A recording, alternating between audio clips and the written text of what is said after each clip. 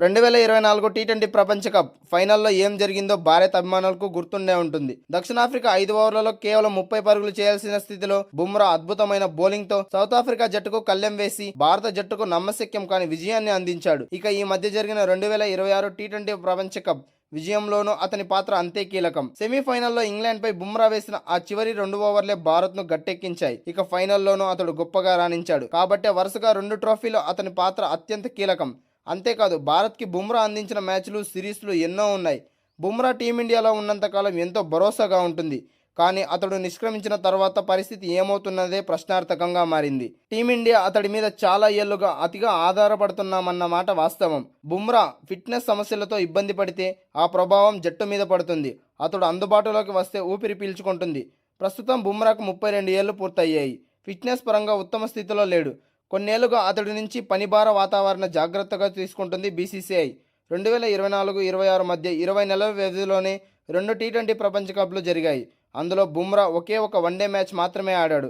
Champions trophy లాంటి పెద్ద tournament సైతం దూరంగా ఉన్నాడు.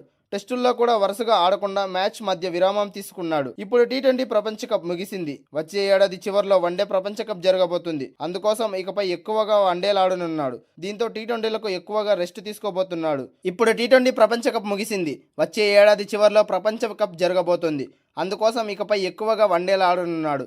దీంతో టీ20లకు ఎక్కువగా రెస్ట్ తీసుకోబోతున్నాడు. అయితే బుమ్రాను టీం మేనేజ్మెంట్ జాగ్రత్తగా కాపాడుకుంటూ వస్తుంది. కానీ ఒకవేళ అతడికి ఏదైనా గాయమైతే, ఇంకేదైనా ఫిట్నెస్ సమస్య ఎదురైతే ఏంటి పరిస్థితి అన్నదే ప్రశ్నార్థకంగా మారింది. వచ్చే ఏడాది ప్రపంచ కప్ సమయానికి అతడికి 34 ఏళ్లు నిండుతాయి. ఫాస్ట్ బౌలర్గా ఈ వయసుకు మించి అంతర్జాతీయ క్రికెట్లో కొనసాగడం కష్టం. ఇలాంటి సమయంలో బుమ్రాకు ప్రత్యామ్నాయాలుగా ఏదైనా సిద్ధంగా ఉన్నాయా అనే విషయం తెలుసుకుందాం. కొన్నేళ్ల ముందు వరకు షమి, భువనేశ్వర్ లాంటి బౌలర్లు జట్టుకు అండగా ఉండేవాళ్ళు. బుమ్రాకు తోడు వీరు ఫేస్ భారాన్ని పంచుకునేవారు. కానీ ఇద్దరూ జట్టుకు దూరం అయ్యాక భారత్ బౌలింగ్ మరింత బలహీనంగా తయారయ్యింది. బుమ్రా తప్పితే నమ్మదగ్గ పేసర్ కనిపించడం లేదు. ఇక ఈ మధ్య కాలంలో ఎక్కువగా వన్డేలు, టీ20ల్లో ఆడిన హర్షదీప్ సింగ్, హర్షిత్ రాణా, ప్రసిద్ధ్ కృష్ణ ఎంతో దారుణంగా పరుగులు ఇస్తున్నారో తెలిసిందే. వికెట్లలోనూ వేటలోనూ వెనుకబడుతున్నారు. సిరాజ్ పర్వాలేదు కానీ టీ20లో అతనికి అంత గొప్ప రికార్డు లేదు. ఇక ముఖేష్ కుమార్, ఖలీల్ అహ్మద్, అన్షుల్ కంబోజ్, తుషార్ దేశ్ పాండే లాంటి యువ పేసర్లను ప్రయత్నించి చూసినా పెద్దగా ఫలితం లేకుండా పోయింది. ఐపీఎల్లో సత్తా చాటిన ఉమ్రాన్ మాలిక్, మయాంక్ యాదవ్ లాంటి యువ ఆటగాళ్లు ఆశలు రేకెత్తించారు కానీ నిలవలేకపోయారు. అయితే ఇప్పుడు జమ్మూ కాశ్మీర్ యువ సంచలనం హకీబ్ నబీ పేరు భవిష్యత్తులో ఆశాకిరణంలా కనిపిస్తున్నాడు. అతడు రంజీ ట్రోఫీలో అదరగొడుతున్నాడు.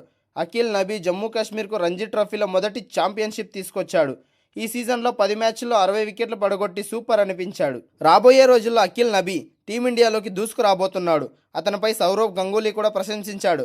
అలాంటి ఆటగాడు కోసం టీమిండియా ఎదురుచూస్తుందన్నాడు. మొత్తం 40 ఫస్ట్ క్లాస్ మ్యాచ్లు ఆడాడు. 150 వికెట్లు తీశాడు. అంతేకాదు బ్యాటింగ్ కూడా బాగానే చేస్తాడు. విజయ్ హజారే ట్రోఫీలో హైదరాబాద్పై 114 పరుగులు చేసి 3 వికెట్లు తీశాడు. ఐపీఎల్ వేలంలో 8.4 కోట్లకి ఢిల్లీ క్యాపిటల్స్ సొంతమయ్యాడు.